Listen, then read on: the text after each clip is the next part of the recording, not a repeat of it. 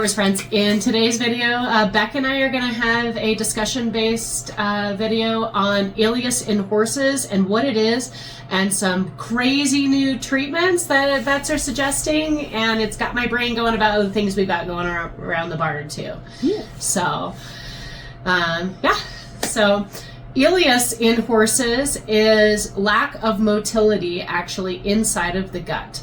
It can either be post-operative or due to small intestine issues in horses as well.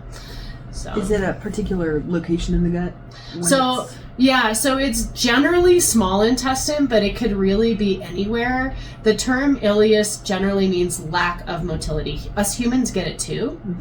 So, and we do get it post-operation. They don't really know why that is as well. So they said they can have 100 horses or 100 people that have the same surgery, either abdominal or not, and those 100 people or horses might not have an issue, but the next one does.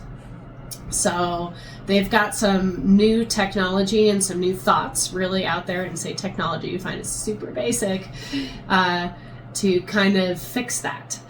And in humans, they give us chewing gum. Can you believe it? They actually give us chewing gum in the hospital. If you've got ileus and you're in the hospital, they give you a piece of gum and they have you start chewing. They know that. Go ahead. Sorry. I was just going to say, do they say why that helps? Yeah. So the chewing gum, actually chewing in general, stimulates the small intestine. They're not sure why that is, but the actual process of salivating and moving your jaw stimulates the small intestine. Now with horses, we can't give them chewing gum, right? But they have come up with another cool option that we're going to talk about at the end. Currently, they can either pass a nasal gastric tube to empty the contents of the stomach, and they hope that when they do that, right, that they can relieve some pressure on the small intestine and allow time to get things going. I do think they walk the horses some, but not a lot as well. And another option that they really don't like to do because of cost, as well as it's invasive, is go back in for surgery. Yeah. So, well, and there's a lot of potential other issues and risks with surgery. Exactly. And also remember too, they don't know why the previous surgery, if it did come from a surgery, caused this. Yeah. So was it the sedation? Was it something else? They don't know. So by going back in, could they make it worse? Right? So the veterinarians have been looking for a way to kind of make it a lot like humans. Mm-hmm. So they realized that horses chew on bits, right? So they thought, well, why not try putting a bit in a horse's mouth? And they took a small sample size and they flavored the bits with one with apple and then another with molasses.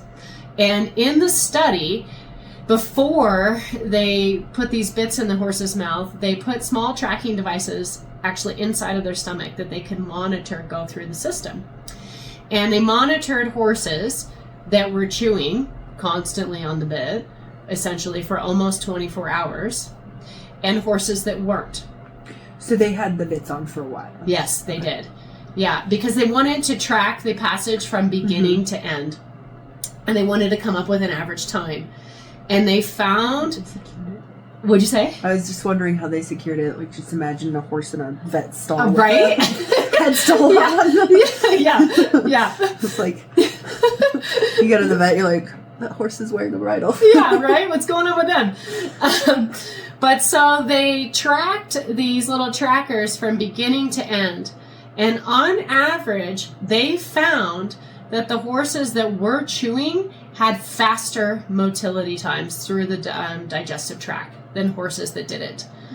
And they were all fasted, just like they would after surgery too, to try to simulate the same thing. And so researchers are kind of excited about this, and they think that more research does need to be done, but it's kind of something that doesn't hurt. One of the things I've also noticed in our barn is that horses have a tendency to poop more when being ridden versus lunged. And this is now making me wonder if that has something to do with the chewing on the bit, right? Yeah. If the actual chewing on the bit instigates the small intestine to start working and to get it going through. So that also makes me think, is all exercise created equal? True. Maybe not, right? And consider too, a lot of times with lunging, you're not always working the horse all the way, right? You're just kind of, generally speaking, you're just moving the horse. Yeah. Maybe letting them get some freshness out. Yeah. Then you might move to more targeted style of lunging or training, but you're not working them the same as when you're riding them. Exactly. And so years ago, Colorado State University did a study on barometric pressure changes and temperature changes in with horses and related to colic. And they put horses in these environmental chambers, and they threw the temperature all over the place. They threw the barometric pressure all over the place, and they could not find a increased colic rate. They could not in their simulation. It doesn't mean it doesn't happen in person, but what they were wondering is if a lot of it is also change in behavior associated with the barometric pressure change, as well as the environment change, and also humans not exercising the horse as much. It's too hot, so we don't take them out, right? Or it's too cold, or it's too windy. And we know all of those things increase motility, right? As well as thirst and hunger. So we kind of notice around here when it gets super nasty, the horses, even in the pasture, they just kind of stop moving around.